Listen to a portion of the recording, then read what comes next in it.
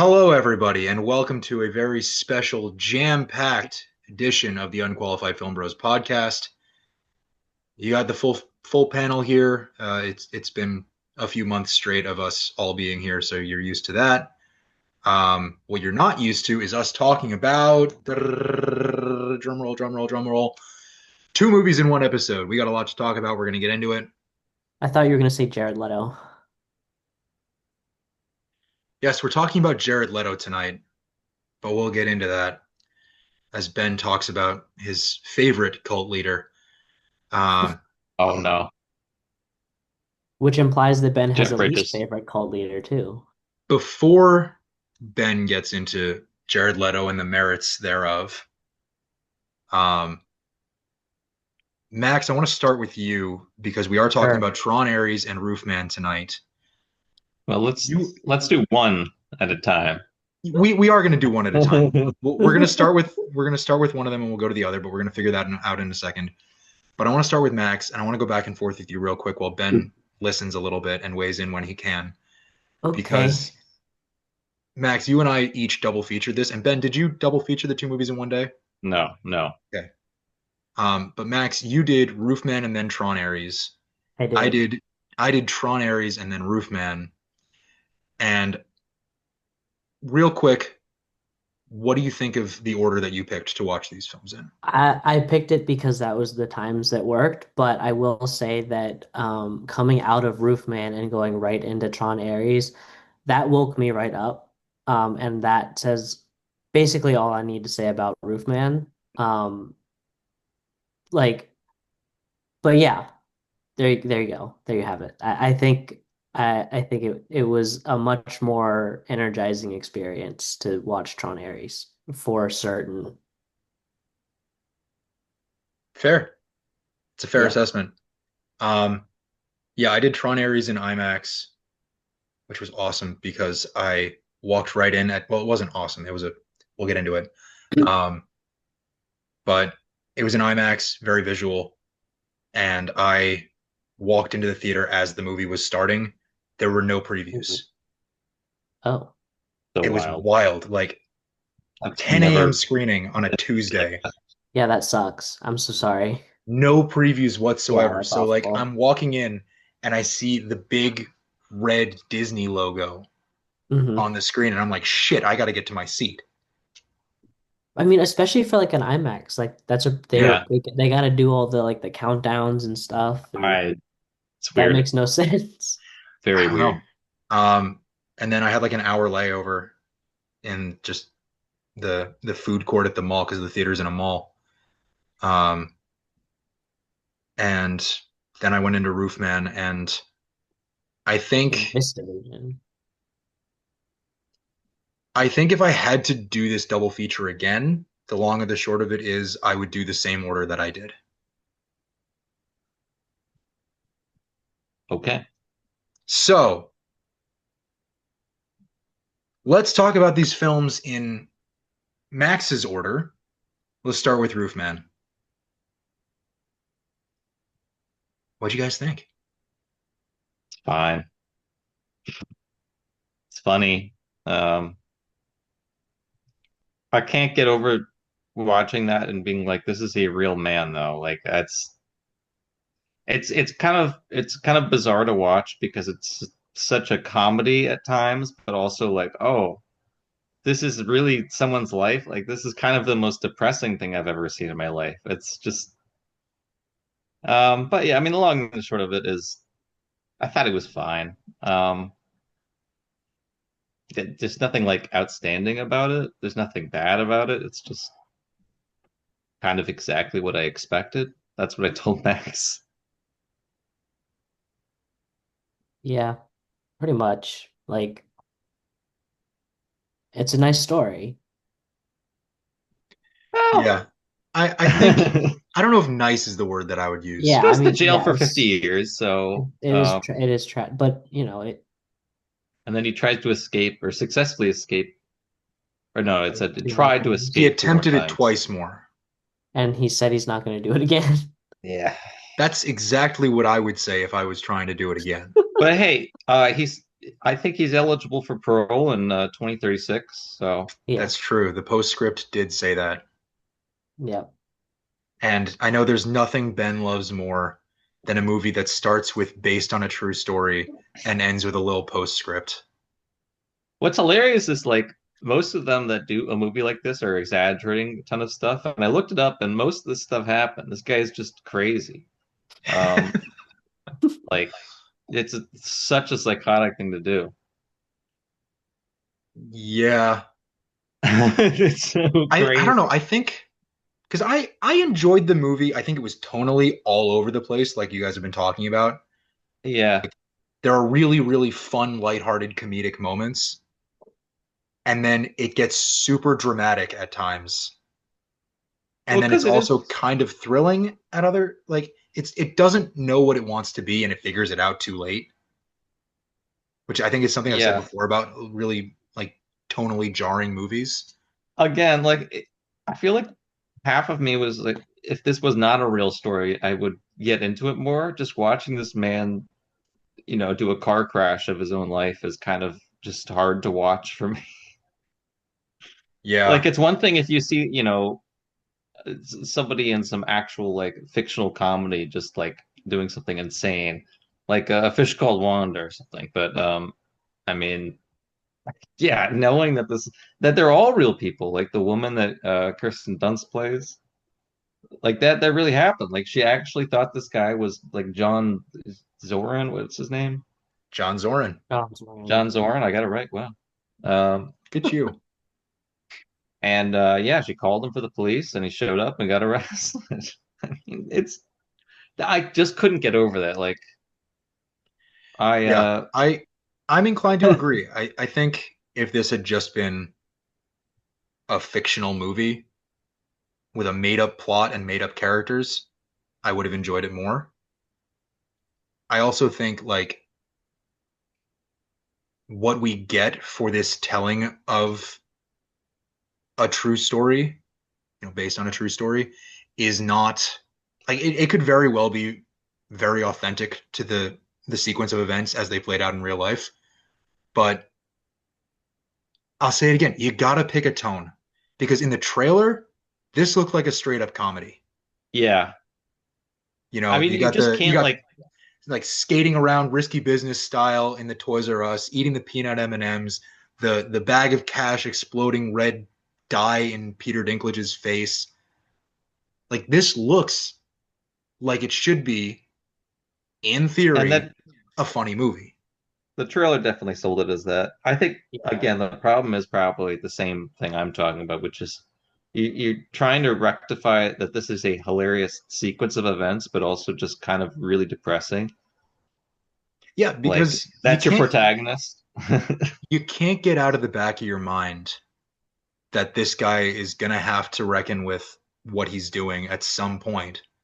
So all of the lightheartedness and the fun of in enjoying his new relationship and his situation living in the Toys R Us. And it's also not like one of those, oh, it's 5 years in jail or something. He gets sentenced to 50 years. Like Yeah, it's like the end of Better Call Saul, but if it was real. I haven't seen it. Like holy shit. Um,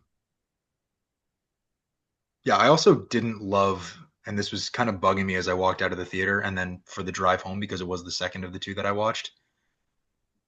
Kind of bugged me that we never really talked about, or the movie never really talked about his original family again after he sort of found this new family. Like he described his daughter as his best pal, and then there's no furthering that relationship when he's Yeah, out doing this for months. I think that's the other thing is like I can't actually.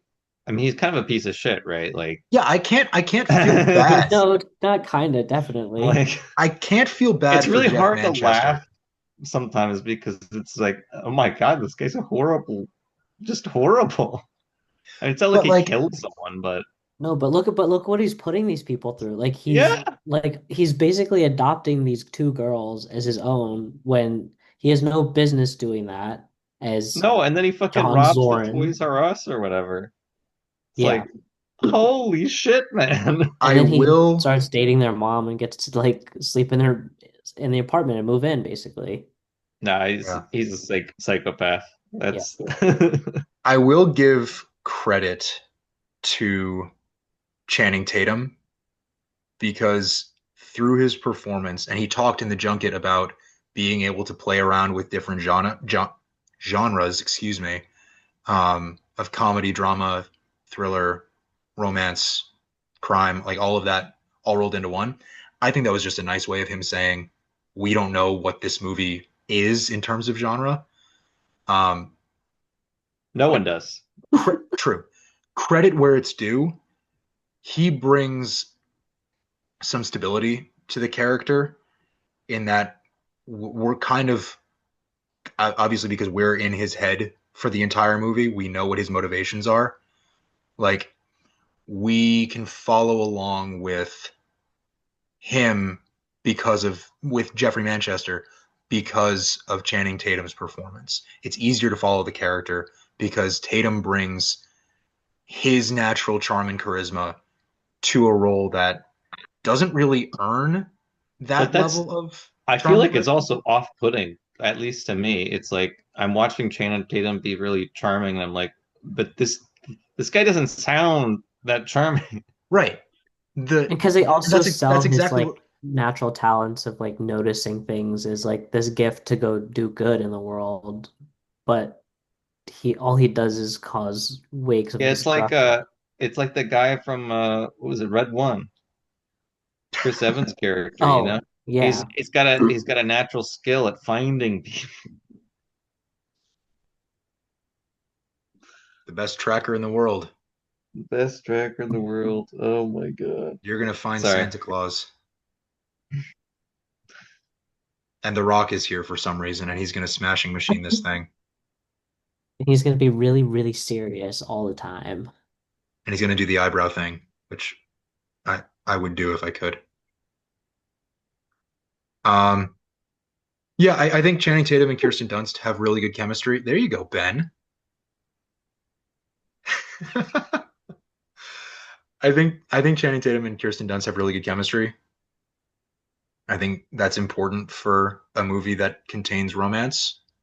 If your two leads don't have chemistry and you're trying to make the romance work, we would be even further out in this movie than we were.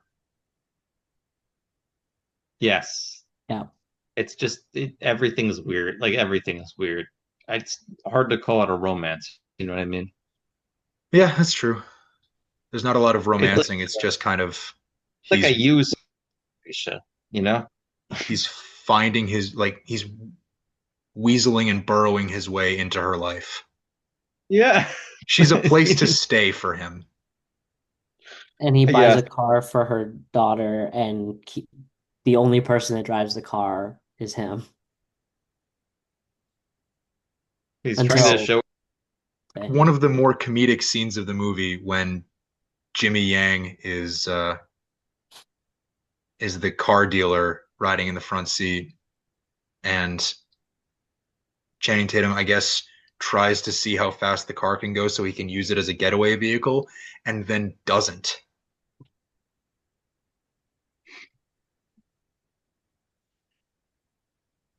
The same thing with his you know, original family. There's a lot of setup in this movie, but then to be true to life, they don't pay it off. It's a frustrating film, I think is true. the bottom line. Well, he's a frustrating man, it seems like, especially for his family. The one that he abandoned and the one that he weaseled his way into. And then proceeded to abandon again by getting arrested again. Yeah. Yep. Yeah. I felt bad for Otis. He kept getting bullied by his boss. And then they're like buddies at the end, but like he didn't stand up for himself. It was a weird side plot. All right. I mean, he stood up Yeah. to he stood up to Channing Tatum, and like that was what like brought them Oh, yeah, closer. yeah, He was yeah. proud of him, and like they were like that. They were scared, right? Like you talk about the tonal shifts, right? You have the ink bag explode in Peter Dinklage's face right before, and you see that. That's a laugh moment in the trailer, and then it's immediately followed up by like horrifying screams and then crying and like the trauma that all the workers are going through, and then knocking out the Brinks driver and everything. Like they're scared. They're legitimately scared. Yeah, just jarring how Yeah. quickly this movie moves between tones. Yeah. I am through our conversation, I'm reevaluating the 4 stars that I gave it. I That's got to mean, drop. some people gave it good reviews. I can't say it's bad. Some It's people getting may enjoy the Not a tonal bad. shift. Yeah. I it's mean, getting because better partly it reviews than our like other this movie that just we're kind of talking about tonight. happened. Like this is who he is. He's Yeah, a frustrating individual. it's Yeah, more of a personal thing. Like that, I struggle with real life stuff typically because if I'm watching something like this, it's just hard to think about. I'd rather, you know, hear about something yeah. fictional and be able to have something tragic happen without, that having actually happened. I think the difference between something like what we did last week with the Smashing Machine and this week with Roofman is that biopics versus based on a true story are, I'm going to use the same word I've been using all night, frustratingly different because biopics are true to life and based on a true story, they can take liberties. And many movies that are based on true stories do take liberties with the facts. This one could have benefited from that. Yeah, and I'm not. I mean, they definitely changed some things, if I remember correctly, but there wasn't anything like Yeah. major. I mean, I don't know. I think they expanded on some things that happened in the like Toys R Us plot, but Yeah. I did like the little den that he built for himself behind the bike rack. I thought that was very resourceful it and very was like that was a natural way for that to play out. it just kind of sad, man. It's just sad. Also, can we talk about the Ben Mendelsohn jump scare? I was not expecting him to be in this movie, and then he's a singing preacher talking with an American accent, no less. Yep. He was just making sure anybody wouldn't talk to the cops. Right. You wouldn't talk to the cops now, would you, mate? No, Yeah. you would I not. don't know. It was a low 4 for me. I might drop it down to a 3.5. It's not one that I feel I need to see again. No. No, I could I'm be one good. and done with Yeah, this I'm one. good. As I said for Smashing Machine, Yeah, one definitely. battle after another, that's a movie to rewatch. Yes. But that's the that's the game we play on the pod is we watch a lot of good movies. We watch a lot of not good movies or middling Well, it's movies. not good. It's I just would say it's not middling. for me. I mean, I can't say it's a bad movie, right? I No, it's just well can't made. say it's not tonally for me. It's not tonally for everybody. Yeah, it's Though at the probably same time, true. it is tonally for everybody because it hits every tone. There you go. Variety show. Monochromatic. Um, but hey, that's why we did two movies this week.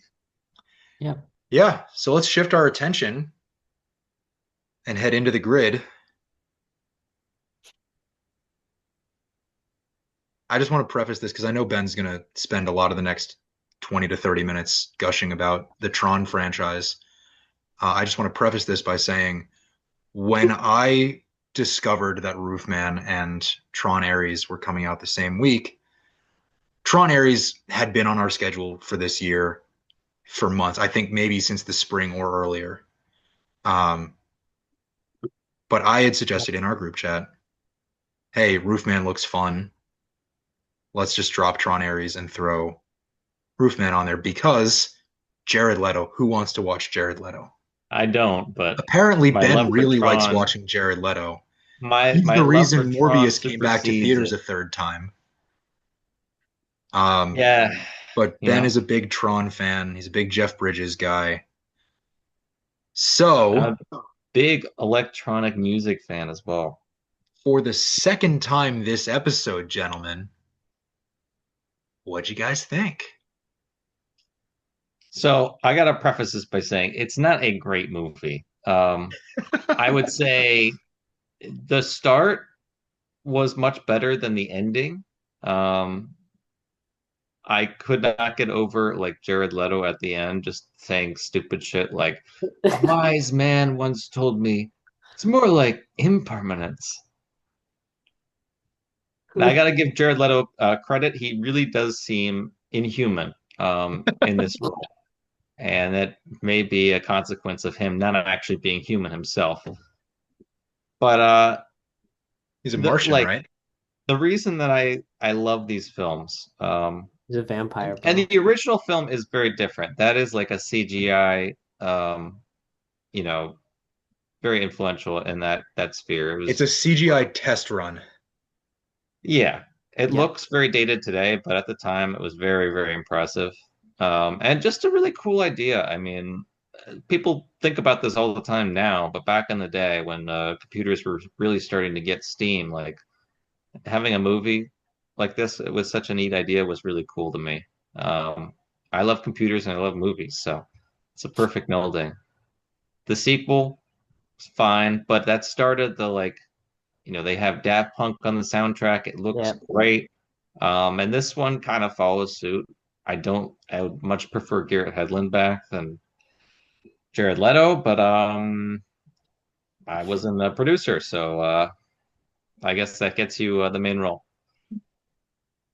Yep. The characters are just kind of boring, but the thing that really matters is none of that matters because you're just watching really, really cool CGI, and then just the soundtrack is great. Every time something's happening, it's just like, and then you're just like, I don't care what's happening. Oh, who's this? Oh, it's Ares. Okay, cool. Yeah, I think the best Yeah. description of this movie that I saw was if you just pretend it's a feature length Nine Inch Nails music video, it's a lot more enjoyable. Yeah. And that's what I Yeah, did, and that's how I got a lot more out of it because you're absolutely right, Ben. Like, as was the case with Daft Punk and Tron Legacy, this movie we're not watching it for the plot. We're watching it for the visuals and for the music. Yep. yeah. Yep. I could have used more like Jared nerd Leto. phrases though. No, no, maybe less of him. No, like in the last one, they had all these great nerd phrases, and really it's Jeff Bridges. They need more Jeff Bridges. So you could say stuff like bio digital jazz, man. Like, where is that? I need more of that in my Tron The movies. Jeff Bridges that we get in And I Legacy. got no I fight for the users. Disappointing. Failure on their part in that Well, regard. they nerfed Tron in this movie pretty hard. Tron is nowhere to be seen. I don't know where he is. What happened? I guess he killed himself in the last one, but Yeah. you could Um, remake him. Bring Bruce Boxleitner back. yeah. I mean, he was in Legacy. He Um, was, but and he's still there. Yep. this movie, in terms of Jeff Bridges, like in Legacy, it was cool to have him back. He was part of it. I'm not Yep. talking about the soulless, like uncanny valley clue Jeff Bridges, because that absolutely fucking ruined Legacy for me. I No, I could thought it was. I did not like looking at Clue in that movie, and I was forced to for most of the film. I thought it was a nice commentary on Bless you. Bless recreating the past poorly. Even his directive Fuck is flawed. off. Like you're right, but fuck off. True though. Um, And Jeff Bridges, like, you talk about how all bless you, Sorry. blow your damn nose. You talk about how all the characters in this movie are kind of boring. Flynn is no exception to that. Jeff Bridges is phoning it in pretty hard in his one scene. To be fair, that's exactly how Flynn kind of is, so it works completely In fine. previous movies, he was basically the dude in the Matrix. In Yeah. this movie, he's like, I'm kind of going to be the dude from the Matrix. I'm kind of going to be Yoda. Well, he was kind of that way in the last one. I don't know. Just He's having him be more evolved. involved in the last one kind of made it better for me. I would have loved more Jeff Bridges. Bring him back. I don't care. I thought it was. And now we have the de-aging technology to actually make him look semi-decent.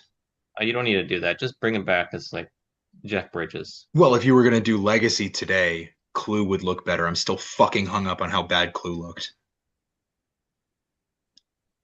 Yeah, but it also looks great because it's freaky. I guess. I don't think they were trying to do that commentary, though. Yeah, they succeeded. They didn't even try. Look, that's how talented they are. Such an asshole. Yeah, I think maybe Jared Leto was the right choice for this because of how inhuman he looks and how inhuman he acts. I will be honest. I hate Jared Leto as a person, but as an actor, this is fine performance. This is Agreed. exactly what he should be doing. So I'm fine with it. It's really annoying to watch him on my screen, see him on my TV, but it's fine. He's much better here than he was in Blade Runner. His performance ruined that movie for me. Everything else Still was have quite, not seen 2049, just putting that out there. you should watch it. I mean, I think the original is far superior, but the sequel's I quite good. know you do. Um, Just go back about what, 3.5 years? yeah, yeah. Yep. Who is even like Greta Lee's in the movie? Greta Lee is the main character of the movie, or secondary lead in this movie. And They forgot to write these people. Like they have no character. Julian is just like an annoying brat child with I don't even know what's happening. Like what is why is he invading Earth with his stupid fucking server? I mean, it's like a oh, Minecraft server Evan admin that Evan just Peters' lost his character. damn mind. Yeah. Yeah. Yeah, dude, I don't know. Like he's everything about this movie, but especially its characters, is so like generic sci-fi movie of the 2020s. There's nothing unique here. And I'm not Yeah, really looking like this is basically the grandchild of the original Tron movie because they did a legacy sequel and now they're doing a legacy sequel to the legacy sequel. The fucking original legacy sequel was called fucking Tron Legacy. I don't know why they're dealing with so much stuff in the past. Like the ending scene is just Julian Dillinger becoming master control, I guess. They It seemed sequel like. bait so hard at the end of this movie. Yeah, like if you want, you know what, guys? I'm gonna send you back to the drawing board. Instead of doing all this stuff to get to the sequel that everyone wants, why don't you just do that one first, okay? So that it ties up to the last sequel and we're not just dealing with random ass shit. Look, it looks great. It sounds great. The Nine Inch Nails soundtrack is awesome. And that covers like 70% of the bases. But just do the rest. Do the work, man. Tell a Put in something at story least instead of passable. something that hits every cliche of science fiction Yeah. storytelling today. And look, I'm completely fine with them going back to the original Tron like nostalgia graphics. That was cool. I really liked that. I like that. I think Yeah. that's a nice like nod to the originals. I thought it was really interesting that they chose Depeche Mode. Um, also around the same time that Tron came out. That one song, you just can't get enough. But also pivotal influence for Nine Inch Nails. So it works in tandem, you It know. all connects. It rhymes. It's like It's like poetry. poetry. It rhymes. Um, but like aside from that, I mean,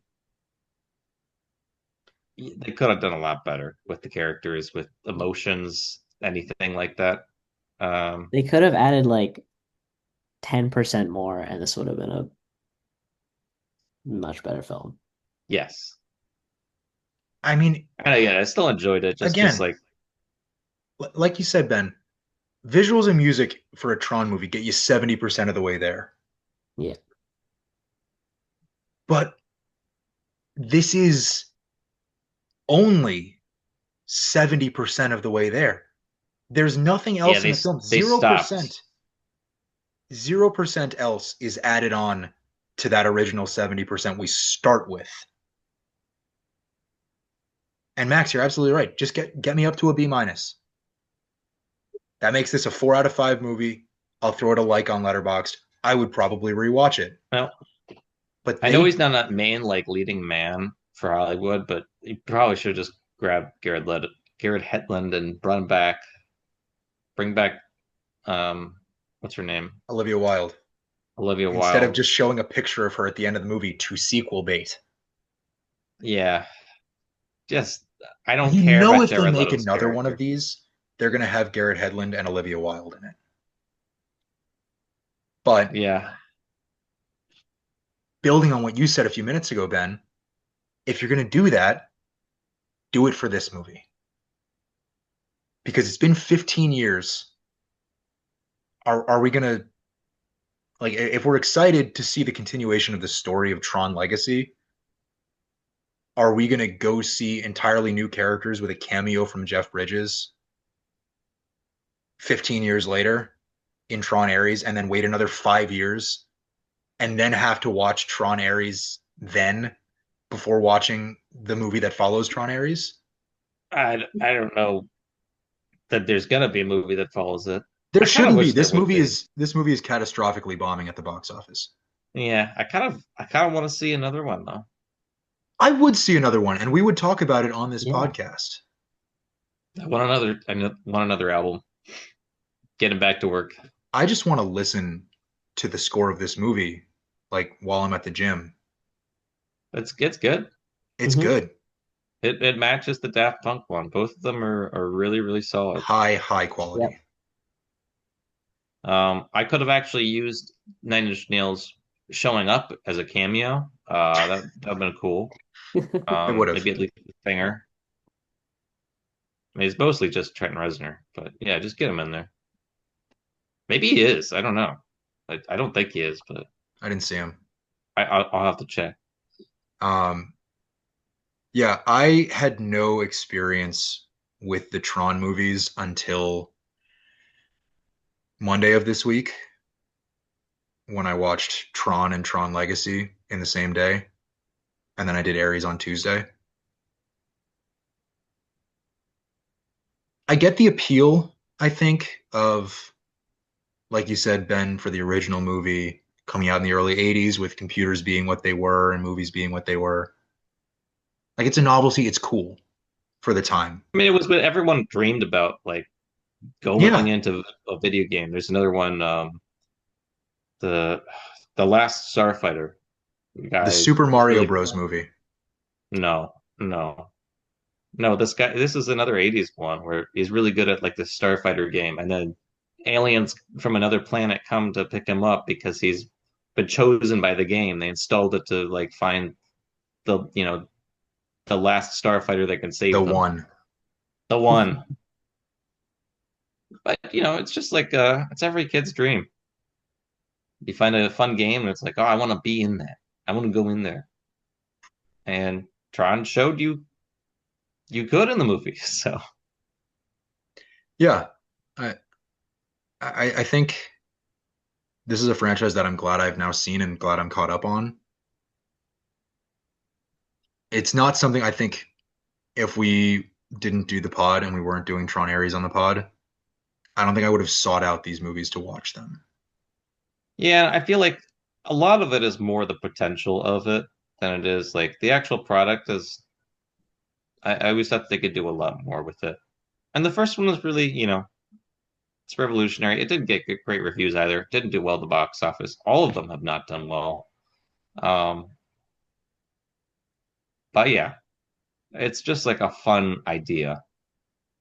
Yeah. And Potential. like And again, visual traits. Like you it's see what it could look like, and if you just added a cool story on top, it would be like a great movie.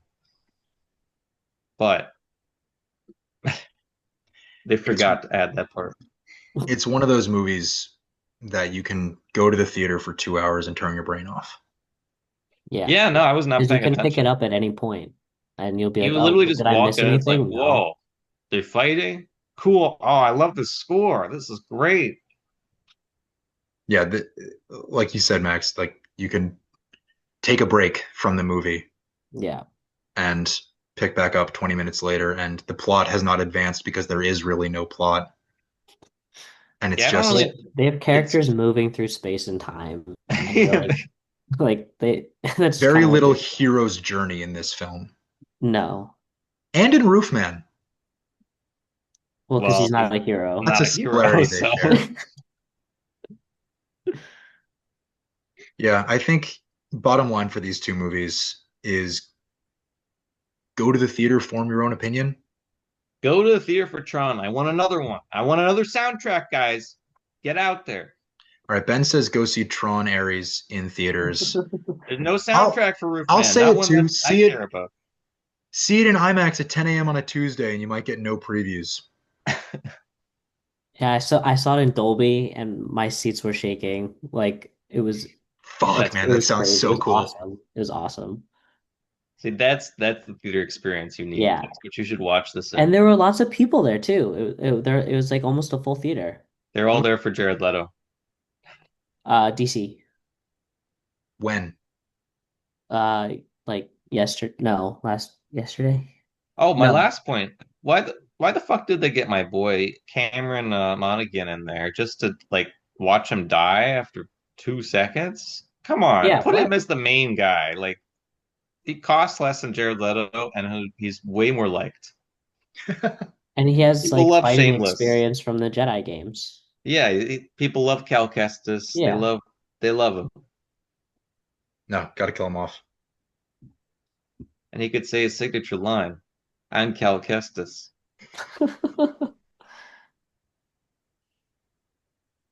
No, he had to get deleted in the first 5 minutes. I was like, oh, this is going to be great for Jared.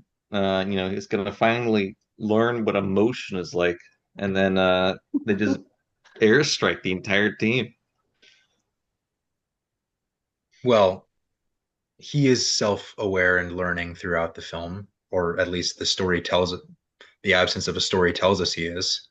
It was so I'm wondering what the technical like stimulus to incur this evolution. Is it just rain on their skin? Like Yeah, that one song? They feel the rain on their skin and then they cue the feel Natasha emotion. Bedingfield. Like, one time I was like, all right, this guy's totally evolving. But then she's just like, she just stops. It's like emotion unknown. What is this feeling? Rain. I That's not a feeling. That's a type of weather. love that they're describing it. It's like, oh, yes, the moisture, the precipitation. They're They spent computers. way What do too they much know? time talking about rain. Why does it have to be rain? I don't know. Because Blade Runner. Because Blade Runner. Mm. Tears in the Tears and rain. rain. Yeah. Anyway, fuck clankers and Unless they fight for the users. yeah, unless they're Tron and they fight for the users. But if they're not like Tron, then I don't want them. And I don't think Okay. it's controversial to say that. So, We don't want any more clues. No. or at least at least render him properly.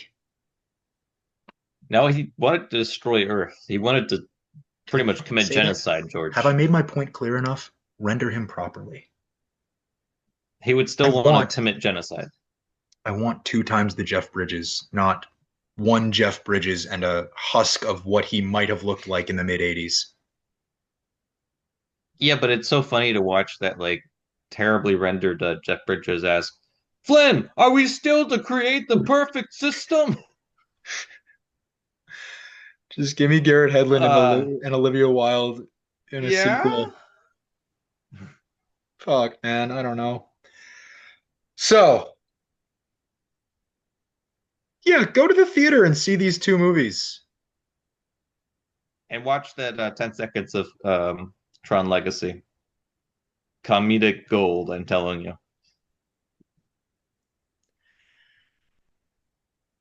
Usual spiel. Tron Ares and Roofman are currently playing in movie theaters. See them on separate days like Ben did. Don't do what me and Max did. Yep, Um, I had to do next it. next week, we are joining our friends Keanu Reeves, Seth Rogen, and Aziz Ansari in a film written and directed by Aziz Ansari, Good Fortune. So we're gonna have a little fun with a comedy next week. And I hope after Roofman, I'm not sure if a comedic trailer can be trusted for a comedy, but it I'm should thinking be. this one's a comedy. I'm thinking this It's one's gonna Seth be pretty Rogen funny. produced, right? So Yeah. Yeah, I think it's Um, so Good Fortune next week. Go see Tron Ares and Roofman. mhm. Support local theaters, ban filmmaking and AI, and watch some good movies. We'll see you next week. Have a good night. can Good I night.